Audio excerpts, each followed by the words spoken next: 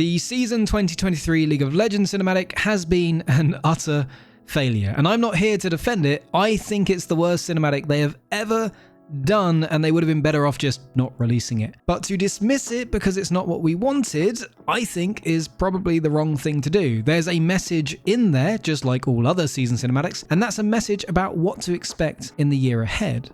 I just think that this year's message is a bit of a bittersweet one for the community. It's no secret that Riot are making games set in the League of Legends universe. We already have The Ruined King and Legends of Runeterra, but there are 5 more games on the way that we know about. Convergence, Song of Nunu, Project L, Project F, and of course, Riot's MMO. Now, Song of Nunu and Convergence are meant to come out this year in 2023, and I imagine we'll get some more information on Riot's MMO based on this tweet from Greg Street back in 2021. He's the executive producer. The reality is that League of Legends very soon will be just one of many games in the Runeterra franchise. It was the place for competitive play, casual play, big and small story content, new characters, game modes, and all of that stuff. But very soon, there's going to be other products sitting alongside League of Legends that I think are going to be better positioned to deliver on some of that stuff. I loved the Star Guardian Invasion event because it was a sign that these characters that we know and love could be really cool in an action RPG setting, and one of the reasons I love LOR so much is because it shows characters from the world, just normal people fighting for Demacia. I think that's really cool. And League of Legends as a game can't really explore those things in the same way that a dedicated game in that genre can, say top-down action RPG could.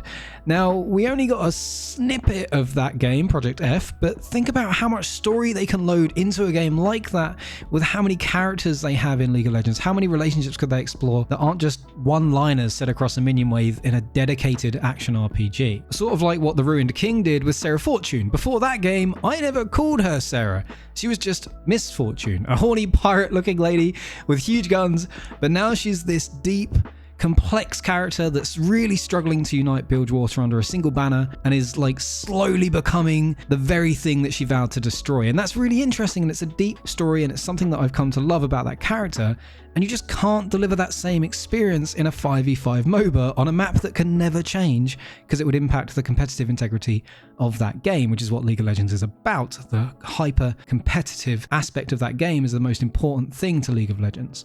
And there's a line in this cinematic that says, "The best parts of me will live on in the scars I leave behind." I think this is Riot's way of telling us that League of Legends will continue to do what it does best, and that's to be that competitive esport. It's why they play clips of esports commentary right after that line is spoken. But there will be scars, as things like character stories, casual modes, events, and things like that are all extracted from League of Legends and explored in other new games set in the same world, in these new challenges that this script in this video talks about. The best parts of the franchise will live on, just in their respective games, and overall, I do see this as a positive message. It sucks right now, yes, because we're in this period of time where things are winding down on one side in League of Legends, but haven't quite ramped up on the other side yet, because they're just not ready. And I think that in time, when we look back at this cutscene in 6 months, 1 year perhaps, we'll see this cinematic as a line in the sand. The defining moment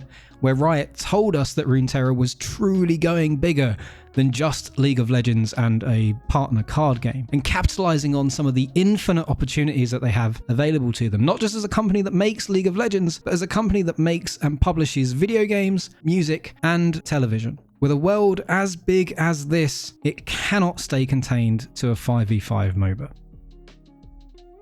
So those are my thoughts. Anyway, what are your thoughts? Let me know in the comments. I love this industry and I love talking about this stuff, especially Riot, so don't be afraid to reach out. I don't even monetize this stuff. It's purely a hobby. I do this for fun. I do reply for most comments, but I'm honestly a bit better in Discord. So there is a Discord channel that you can go to, and there's a link to that in the description. So if you want to talk about some stuff in there with some pretty cool people, including myself, then just drop by, and there you go. There's a few channels in there about the MMO, Runeterra, and things like that. So I'll see you in there.